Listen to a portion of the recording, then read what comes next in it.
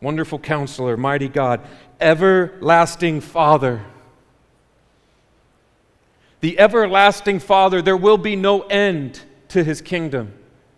There is no end to it. When the Messiah comes, it will be eternal. It will continue on. Man will be redeemed, and it will be forever. There is no end to the goodness of God to those who would receive it.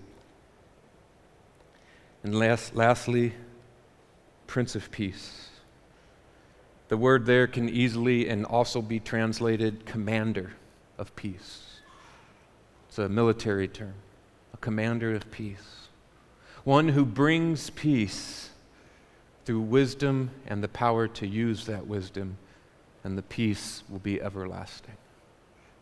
This was the prophecy of the coming Messiah. 800 years later, we would see what I just read to you before we did worship. 800 years later, we see Zechariah's song. And in his song, you'll remember, I said pay attention to this part. It's like Luke 1, 78. Because of the tender mercy of our God, by which the rising sun will come to us from heaven to shine on those living in darkness and in the shadow of death, to guide our feet into the path of what? Peace. Come on! If somebody's making this up, they're good. 800 years later, and the song of Zechariah is one that speaks directly to the prophecy of Isaiah, as his son is the one preparing the way for the coming king. He's speaking exactly to the very thing that Isaiah was speaking to: darkness, shadow of death, and this one is coming to bring peace. Now, how do you miss the hope of the Lord? How do you miss having the hope of the Lord in your life? One, you have your eyes set on a different hope. Now, you can call that hope Jesus, you can call that hope religion, you can call that hope God, but if it isn't who He said He is, then you have your eyes set on a different hope. This was the problem of the Jewish people. They were looking for a commander of peace. They were looking for a mighty man of God who would come and overthrow their current captors.